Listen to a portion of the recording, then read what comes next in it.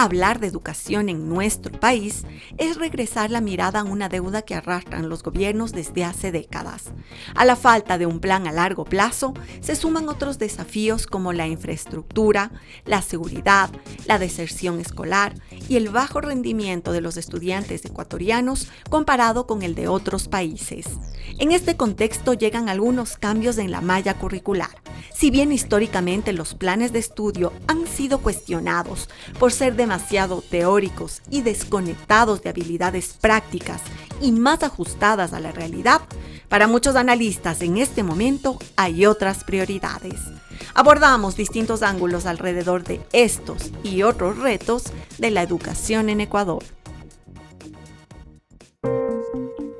El Ministerio de Educación anunció importantes cambios en la malla curricular y una vez más, esta iniciativa nos hace volver la mirada a la deuda pendiente que tiene el Estado con el sistema educativo. El que la educación sea un derecho garantizado en la Constitución, para muchos en Ecuador es una utopía. Acceder a la escuela es más sencillo que décadas atrás, pero eso no siempre se traduce en aprendizaje. Y las notas obtenidas a nivel internacional por los estudiantes ecuatorianos revelan ese gran rezago educativo. Las pruebas PISA miden en el mundo las habilidades de los alumnos en lectura, matemáticas y ciencias. En 2022, los mejores puntuados fueron Singapur, Macao, Taiwán, Japón y Corea del Sur. Ningún país latinoamericano superó el promedio, pero en el caso de Ecuador, la calidad educativa está en los últimos escalones. Si bien no participamos en los PISA hace 2 años, los resultados de Ecuador en las pruebas para los países en vías de desarrollo del 2018 fueron muy bajos. En matemáticas tuvimos 326 puntos, en lectura 370 y en ciencias 358. En 2022, Singapur logró 200 puntos más en promedio en cada una de esas áreas. El secreto de este pequeño país asiático de poco más de 5 millones de habitantes fue un trabajo sostenido de 40 años y una inversión del 13% del presupuesto para mejorar su educación, mientras que en Ecuador la inversión llega a 4.8%. Nos queda mucho por recorrer. Ahora vemos nosotros que son niños que, por ejemplo, no pueden o adolescentes, niños de 15 años que no pueden resolver una regla de 3. Y uno podría decir, bueno, eso solo uso en la escuela. No, eso uso todos los días. ¿Cuántas veces sacamos porcentajes? Entonces, no son destrezas que uno diría, bueno, tal vez eso solo va a ser un ingeniero. Estos son destrezas que usamos las personas para ser eficientes en nuestro día a día, sin importar la profesión que estudiemos, sin importar a qué nos dediquemos. Y con la lectura es más complicado todavía. Si no entendemos lo que leemos, si no sabemos escribir correctamente, vamos a fracasar en las otras áreas. La lectoescritura tiene una incidencia en todas las áreas del conocimiento. Pasamos recién por una consulta popular donde habían un montón de preguntas larguísimas que debíamos entender. ¿A cuántos de nosotros nos costó entender? Pongámonos a pensar cuando hay personas que se les complica muchísimo eso y tienen que tomar decisiones en cuanto a ¿voy a votar sí? ¿Voy a votar no? ¿Qué implica esto en mi vida? Ser Estudiante 2023, la evaluación nacional para los alumnos, nos da otra mirada desalentadora. En un puntaje máximo de 1000, los estudiantes evaluados de educación básica tuvieron en promedio 688 puntos en matemáticas, 677 en lengua y literatura, 674 en ciencias naturales y 682 en ciencias sociales. Es decir, no se logró un nivel satisfactorio en estas materias. Resultados similares se obtuvieron en el bachillerato. Todavía nos queda por evaluar el impacto de la pandemia y la violencia narcoterrorista en el área educativa, pero el panorama se vislumbra sombrío si la política educativa en el país no da un giro de timón para cambiar esta cruda realidad. Tenemos problemas acumulados desde hace décadas. Problema de la lectura, de la matemática y sus serias deficiencias ya fueron detectadas ya con evaluaciones firmes desde los años 90. En el medio seguramente hubo buenas intenciones, en el medio seguramente hubo muy buenas propuestas de tipo técnico. Me parece que lo que sucedió es que no hubo la suficiente consistencia y responsabilidad social y colectiva para que las soluciones se construyan como soluciones de políticas de Estado para que sea recogido de un ministro, de una ministra a otro, de un presidente a otro, de un gobierno a otro. Lo que nos lleva a una conclusión fundamental.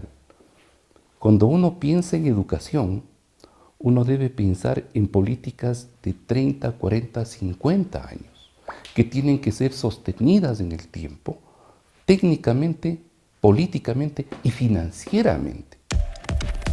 Ecuador se prepara para las pruebas PISA 2025 y los resultados se esperan para el 2026.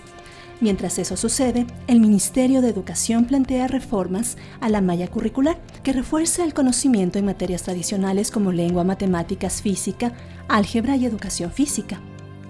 Una de las novedades es la inclusión nuevamente de la materia de cívica, ética e integridad, donde se impartirán valores, participación ciudadana y contenidos de la Constitución. En esta nueva mirada, pues, normalizar nuevamente los valores, el respeto, la cívica, la ética, no solo como una materia en sí, sino como un estilo de vida. Uno es o no una persona ética. No hay medias tintas. Va a ser implementada una vez a la semana durante una sesión de clases y la va a dar en general el tutor del nivel, ¿no es cierto? Porque es quien conoce mucho más a sus estudiantes y pues quien puede hablar de estos temas que abarcan desde el respeto a los símbolos patrios, conocer la Constitución de la República, cuáles son las funciones de los distintos poderes del Estado, cómo yo me convierto en un buen ciudadano, deberes y derechos. La necesidad de la cívica, de la historia, de fortalecer las ciencias sociales es crucial en un país que ha perdido de alguna manera su sentido. Pero lo fundamental también es qué vamos a impartir. No es el tema de que nuevamente, que fue una discusión hace más de 110, 120 años, de valorizar los símbolos patrios, en fin, está muy bien eso. Pero esa era una respuesta que daba el Ecuador cuando estaba firmando el Estado Nacional en los primeros años de 1900, ¿no? ¿Qué ha pasado entre el 1900 y el día de hoy? ¿Cuáles son las nuevas condiciones que están rodeando tanto locales, internas, cuanto globales? Para, por ejemplo, construir un sentido de país, una comprensión de lo nacional. Hoy ya estamos entendiendo que este no es un país uninacional, es un país plurinacional. Tenemos que reconstruir o construir un tema de hacia dónde nos vamos como Ecuador. A este contenido se suma la educación socioemocional, que fortalecerá las habilidades interpersonales, la gestión de emociones y las relaciones positivas. La educación vial, donde se instruirá sobre leyes y señales de tránsito y conciencia de los riesgos viales. La educación para el desarrollo sostenible, que abordará temas como el cambio climático, la conservación de recursos naturales y la economía sostenible. Y la educación financiera, donde se impartirán conceptos financieros básicos, emprendimiento, ahorro y consumo responsable. Estos se impartirán de manera transversal en distintas materias, desde educación inicial hasta bachillerato. Nuestro país tiene unas tasas altísimas de sobreendeudamiento y eso quiere decir que las personas no sabemos manejar el dinero.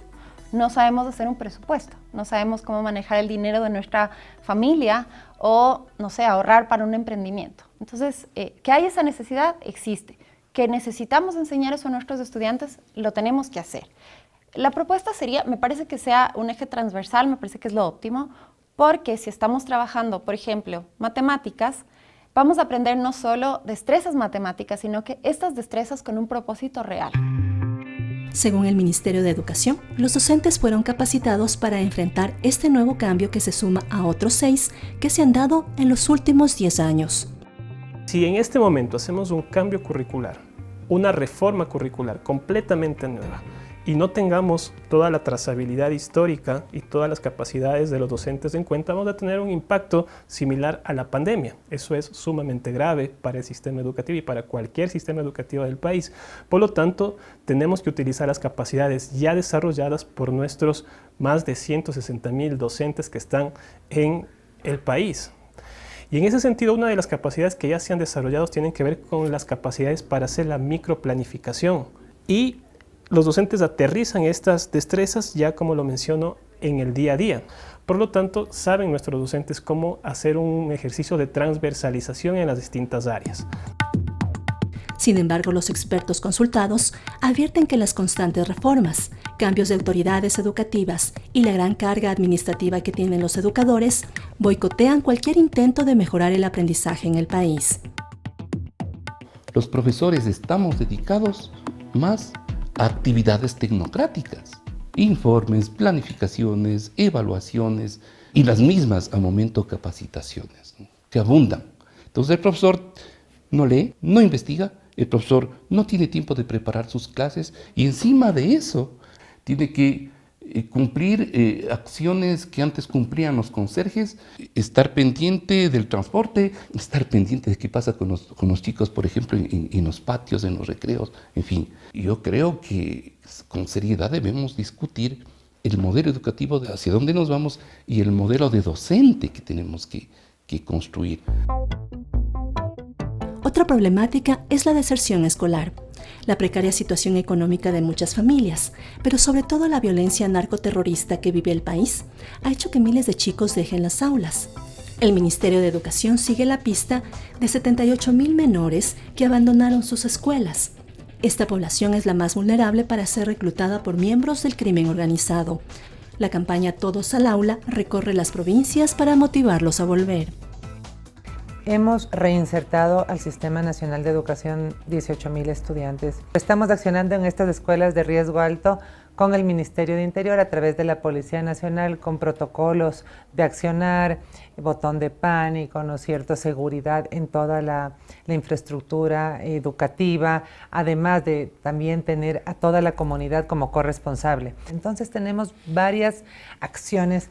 Una de ellas, junto al Ministerio de Interior, es la extensión de la jornada escolar para que puedan quedarse, almorzar en la escuela, quedarse en extracurriculares, ¿no es cierto? Y alargar la jornada escolar, tomando en cuenta que los padres de familia tienen que trabajar para sostener justamente a su familia.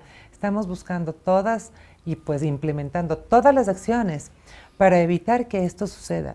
Cuando estemos, nos sintamos más seguros, cuando hayamos logrado justamente proteger a los niños dentro de las escuelas, alrededor de las escuelas, que ellos se sientan seguros de que pueden llegar a su escuela y regresar a su casa sin sentirse amenazados de que les asalten o sentirse tal vez amedrentados, van a poder enfocarse en aprender otras cosas que obviamente son importantes, como civismo, como inclusive todos estos temas que hemos hablado antes, pero la seguridad es prioridad.